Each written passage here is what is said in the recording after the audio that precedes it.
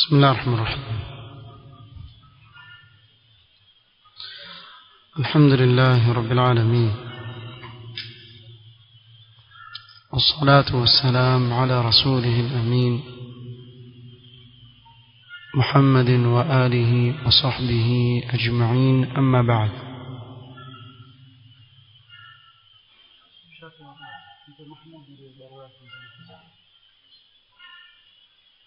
leo ikiwa ni tarehe 4 mwezi wa Dhulqaada mwaka 1439, katika darsa kitabu al-Umda fi a'mal al-hajj wal-umrah, pamoja na kuwa tufanye ikhtisar kwa sababu muda uliobakia wa watu kufanya ibada ya haji ni mfupi, na yanayohitajika kujulikana katika ibada hii ni mengi, na ni wajibu juu ya kila Muislamu kabla ya kufanya ibada yoyote mwanzo kuisoma ibada, kisha ndio kuifanya ibada kama ile. Ikiwa ibada ya haji iko mbele yetu na kuna Muislamu amenuia biidhnillah ta'ala kutekeleza ibada ya haji, itakuwa ni wajibu juu yake kuisoma na kuifahamu hii ibada, ili aifanye ala ilmin wa basira, kwa sababu aweza kuharibu ibada yake ikiwa hafahamu namna ibada inavyotakikana kufanywa. Leo biidhnillah ta'ala tuendelea kusoma ibada ya umra, tukiwa tumemalizia yanayofungamana na kuhirimia, tukazungumzia tawaf al-qudum ama tawaf al-umra, na leo insha Allah ta'ala tutaanza fi a'mali as-sa'i baina as-safa wal-marwa, matendo ya sa'i baina safa na marwa. أولا، إذا فرغ المحرم من طوافه خرج إلى المسعى. anapomaliza muhrim kufanya tawafi yake atatoka aelekee mas'a, na mas'a ni ile sehemu ambayo watu hufanya ibada ya sa'i kutoka Safa kuelekea Marwa, kutoka Marwa kurudi Safa. فإذا دنا من الصفا قرأ قوله تعالى، akikaribia katika mlima wa Safa ataisoma kauli yake Allah subhanahu wa ta'ala, إن الصفا والمروة من شعائر الله فمن حج البيت أو اعتمر فلا جناح عليه أن يطوف بهما ومن تطوع خيرا فإن الله شاكر عليم. hii aya ni sunna kuisoma mtu anapofika Safa. Pengine mtu aweza kusema, lakini mimi sikuhifadhi hiyo aya. Waweza kwenda na kitabu chako ambacho ndani yake kumeandikwa hii aya ukasoma, au ukitizama juu kwenye kuta zile utakuta imeandikwa hii aya, soma pale, ni hii aya imeandikwa. Kwa utaisoma, inna safa wal marwa min sha'airillah faman hajja albayta wa i'tamara fala junaha alayhi an yatawafa bihima waman tatawwa khayran fa inna Allaha shakirun alim. ويقول kisha pia atasema kama alivyosema Mtume sallallahu alayhi wasallam, nabda'u bima bada Allahu bihi, tuanza pale alipoanza kupataja Allah subhanahu wa ta'ala. Allah katika kitabu chake ameanza na inna as-safa wal marwa, akaanza na as-safa.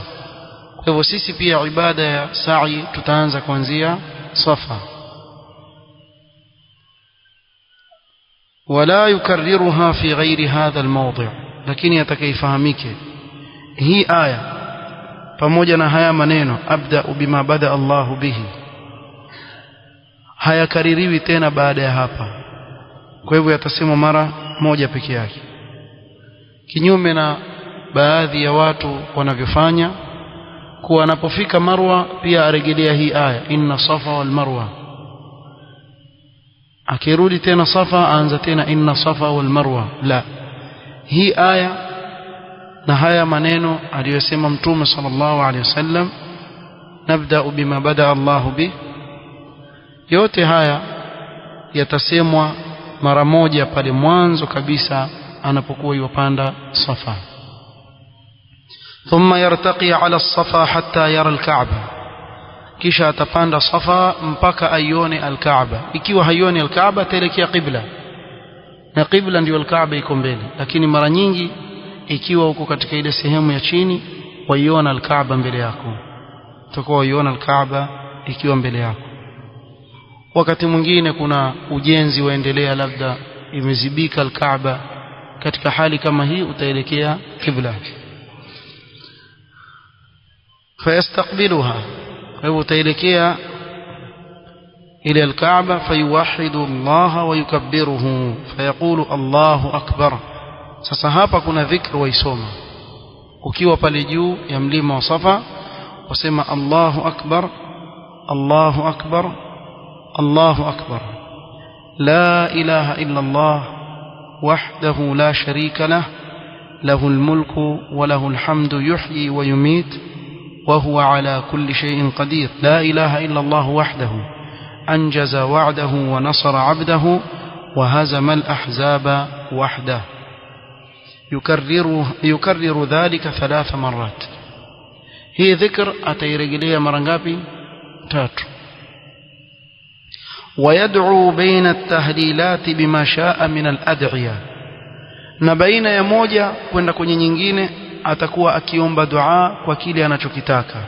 Bimaana ukishasema Allahu akbar Allahu akbar Allahu akbar la ilaha illa Allah wahdahu la sharika la mpaka mwisho وهزم الأحزاب وحده, ukimaliza utanyanyua mikono uombe dua, utaomba dua kwa kile unachokitaka.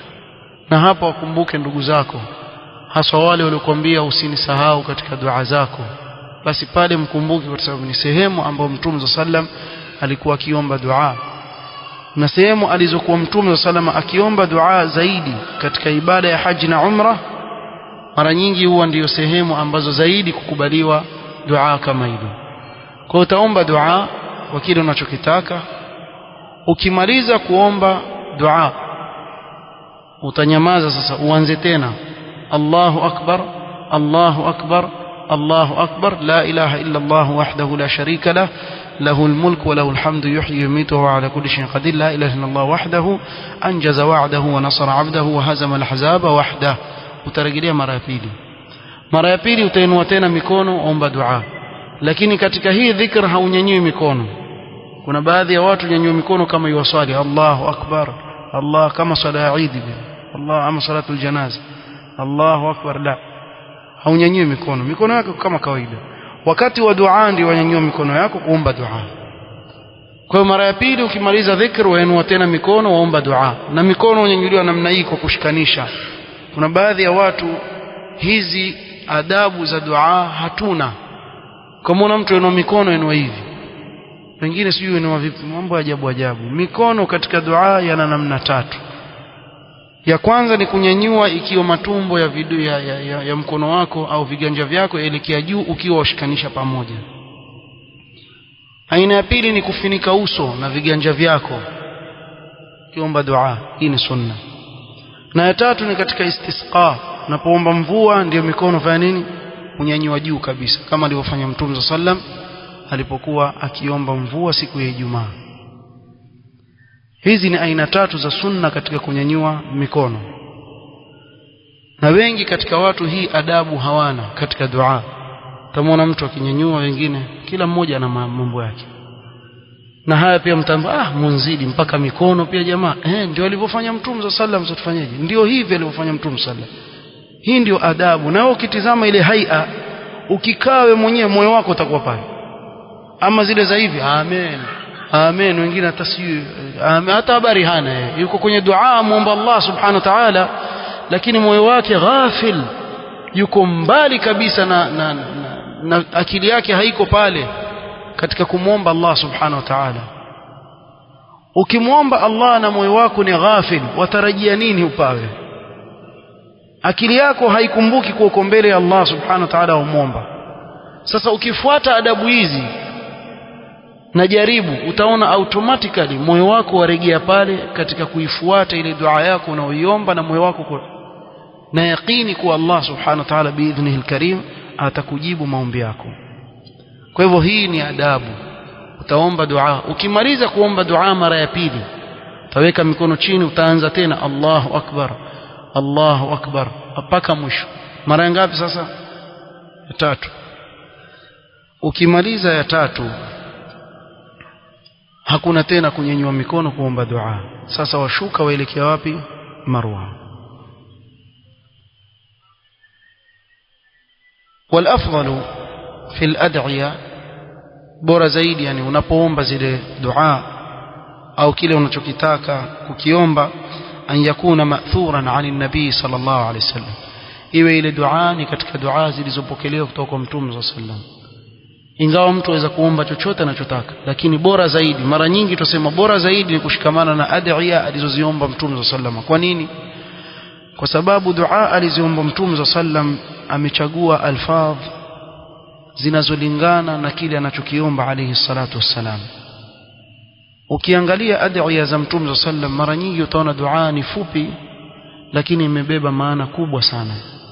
Ama adhiya zilizokuja katika Qur'an, kama kwa mfano ربنا آتنا في الدنيا حسنة وفي الآخرة حسنة وقنا عذاب النار, ni dua ambayo imekusanya khairi dunia wal akhirah. Kila khairi katika dunia na kila khairi katika akhira imekusanywa katika maneno haya mafupi.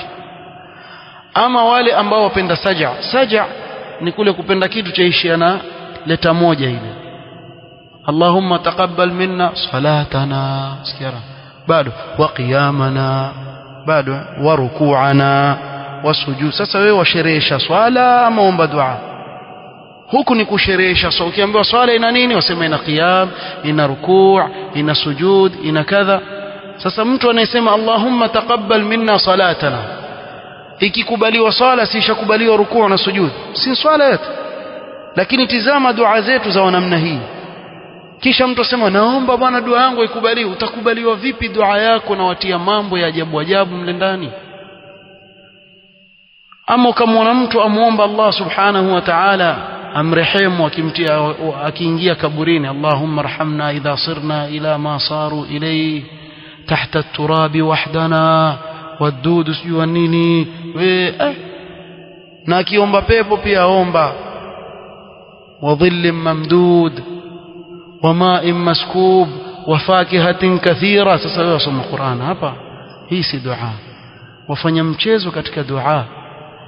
Hii ni katika i'tidaa fi dua ambayo masahaba walikuwa wakiikataza, na hii ni katika sababu za watu kutokubaliwa dua zao. Moja wapo katika sababu ni hii i'tidaa fi dua. Ukimwomba Allah akuepushe na moto, sema Allahumma inni a'udhu bika minan nar, khalas, utaepuka silisili za moto, utaepuka kila aina adhabu liko ndani ya jahannam, wal iyadhu billah. Na ukimwomba Allah pepo, utapata kila kilichoko ndani ya pepo. Kwa hivyo katika dua yako usianze kusherehesha pepo iko hivi na hivi na vile. Haya ni katika makosa ambayo yafanyika katika dua. Kwa hivyo iwe ni bora zaidi mtu akiomba dua aombe dua zilizokuja kutoka kwa Mtume sallallahu alaihi wasallam, utaepuka mengi sana.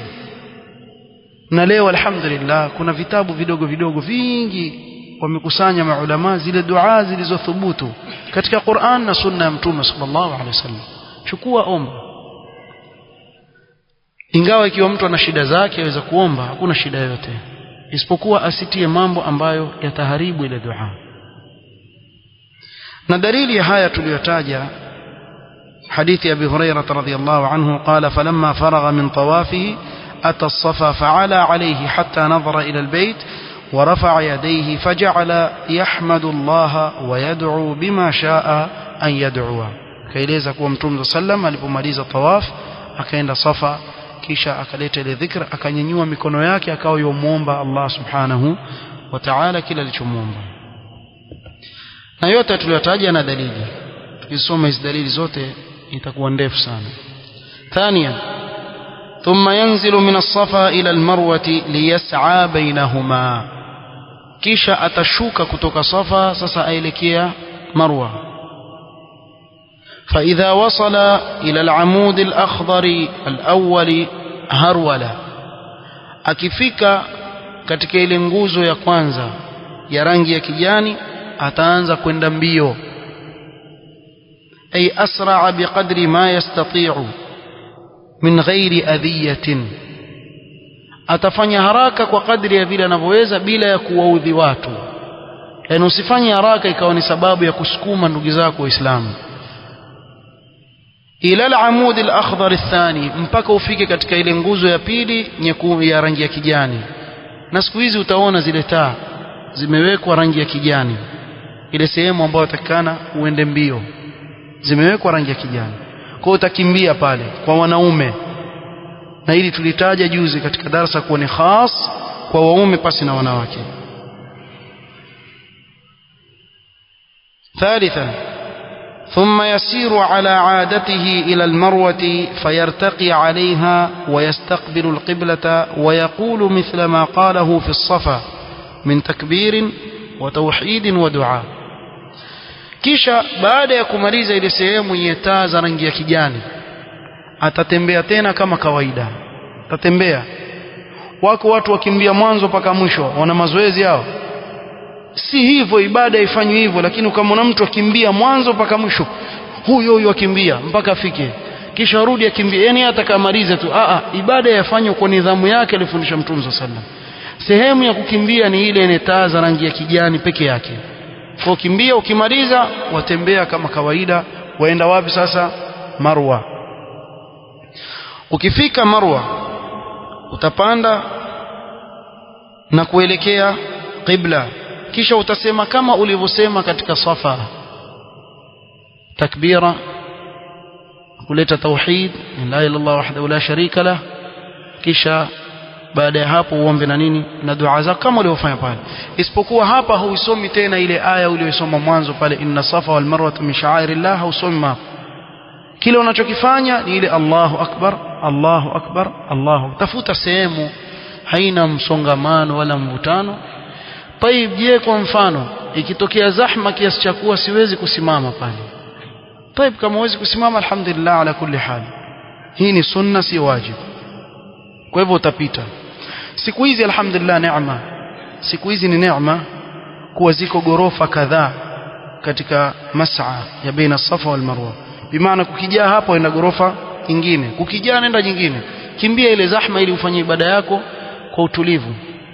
Mimi nakumbuka wakati si kitambo sana, hata 2005 2006 7 hapo, ilikuwa ni sehemu moja tu ya chini, ama ya chini na juu yake. Watu ni wengi kiasi cha kuwa ukifika pale si wata kusimama, basi utabebwa na lile wimbi juu kwa juu hivi mpaka ushukishwe chini, huyo ende. Watu wengi sana.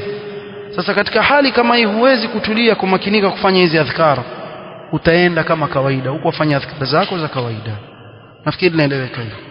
Tayeb, mtu aweza kuuliza swali kama hilo, je, ikiwa kuna zahma siwezi kusimama kufanyia adhkar? Kama ukuweza kusimama alhamdulillah ala kulli hal, nenda fanya kile ambacho waweza kukifanya, fattaqullaha mastata'tum, na hii sio wajibu. Thumma yanzilu min almarwati ila as-Safa, kisha atatoka Marwa arudi wapi? Safa. Wayuharwilu fi mawdi'i isra'ihi, katika ile sehemu ya haraka atakwenda haraka. Akimaliza wayartaqi ila as-Safa wayastaqbilu al-qiblata wayaqulu mithla ma qalahu awwala marra.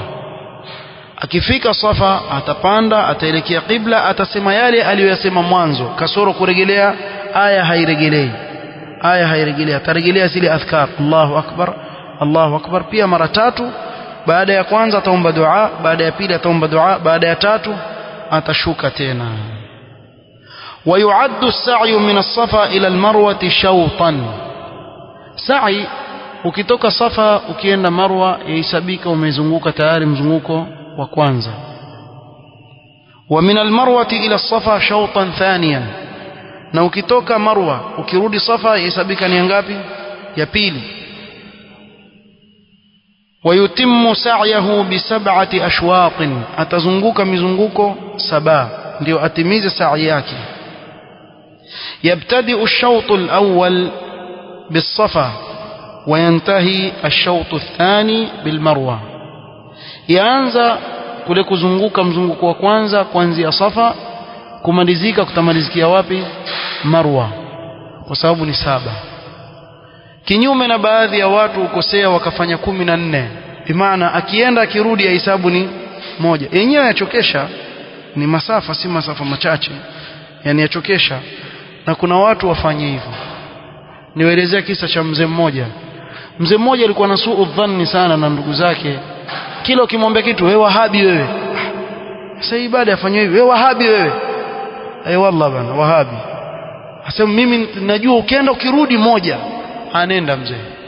Alikwenda huyo. Alikwenda alipomaliza sema ile yako ilikuwa kweli ile. Ile ilikuwa mmechoka kweli kweli. Sababu si hivyo, ibada ifanywe hivyo.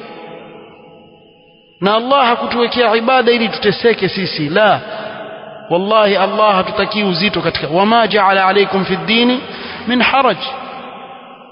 Na mara nyingi urejelea haya maneno, ukiona ibada ni ngumu kiasi cha kuwa huwezi kufanya, ni mawili: imma hiyo ibada Allah hakukuamrisha, ama hukuchukua wewe ruhusa ambayo Allah subhanahu wa ta'ala amekupa ruhusa kama ile. Kwa hiyo ukiona ibada ni nzito sana kwako kiasi cha kuwa mimi siwezi kuifanya hii ibada, basi ujue ni moja katika imma ile ibada Allah hajaiamrisha, ama ikiwa ameiamrisha basi hujachukua wewe ruhusa ambayo Allah amekupa katika ule uzito uliopata. fattaqullaha mastata'tum la yukallifu Allahu nafsan illa wus'aha. Fanya ibada kwa kadri ya vile utaweza. Ikiwa siwezi kuswali kwa kusimama, mtaswali kwa kukaa. Sasa mtu yujilazimisha kuswali kwa kusimama wakati hawezi, kisha sema ndio mimi swala imenishinda. Sheria ilikupa ruhusa ikakwambia ukishindwa kusimama kaa.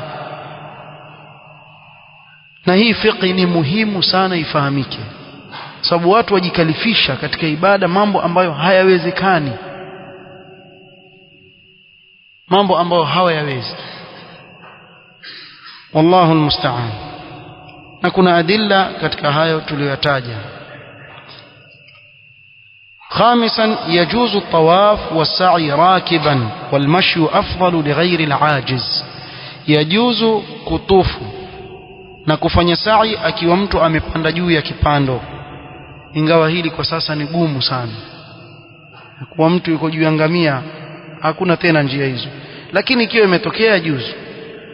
Na hapa ndio utaona kosa la baadhi ya watu. Nafikiri kuna wakati ilikuwa yaenezwa clip ya mtu yuenda na gari pale Jamarat, yuenda pale yatoka yuatupa, watu wakaanza kuzungumza vibaya sana. Muona vile na kibri watu wengine bwana, kwa vile ana pesa aenda Jamarat na nini na gari. Yajuzu. Kuna makosa gani? Mtume sallama alitufu, alifanya ibada ya haji akiwa juu ya nini?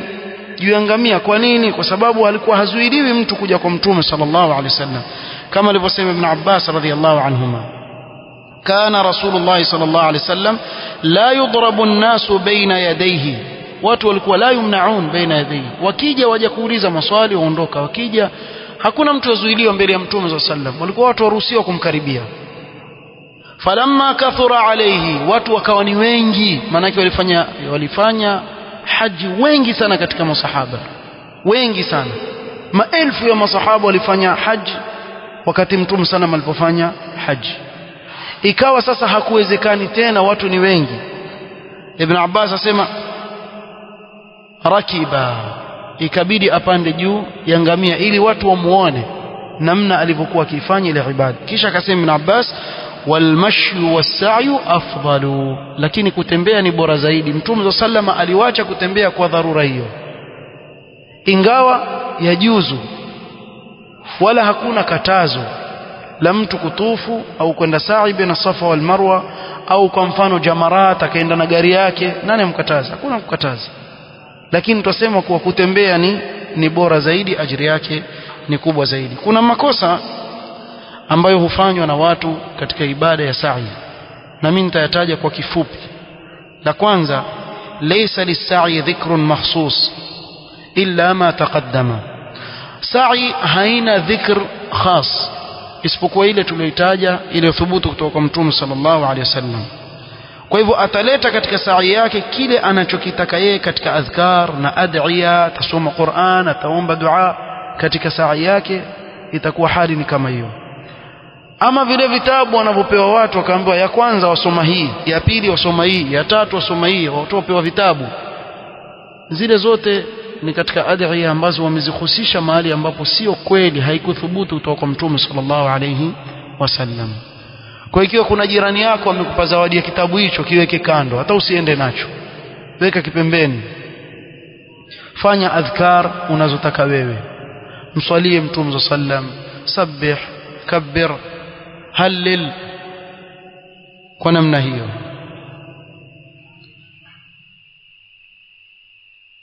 Na katika sunna ni alharwala, kufanya haraka, sa'i shadid baina al'alamain al-akhdarain fi jami'i ashwat as-sa'i.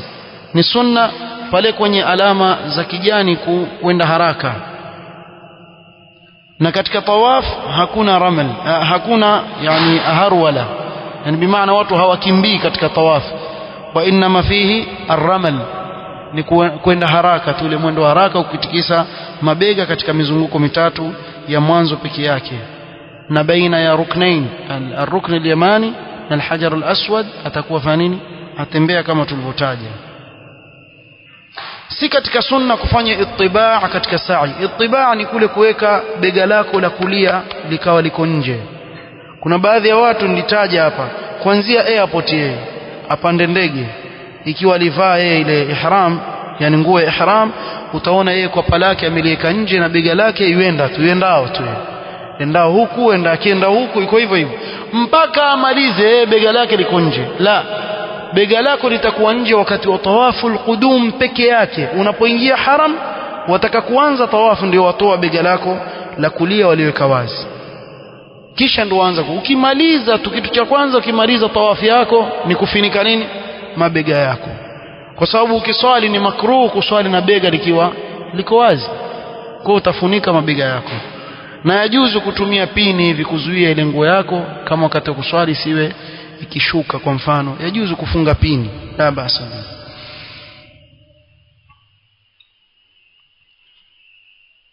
Laysa min as-sunnati as-sala ba'da as-sa'i.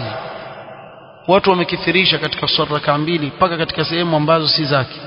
Hakuna sunna ya raka mbili baada ya sa'i, na hili utaliona wewe watu wafanya sana. Wakimaliza sa'i wapanda pale juu wa swala raka mbili, watu wataka kupita kuendelea na ibada zao, wao waswali. Hakuna sunna ya raka mbili baada ya sa'i. Sunna ni baada ya tawaf ndio swali raka mbili.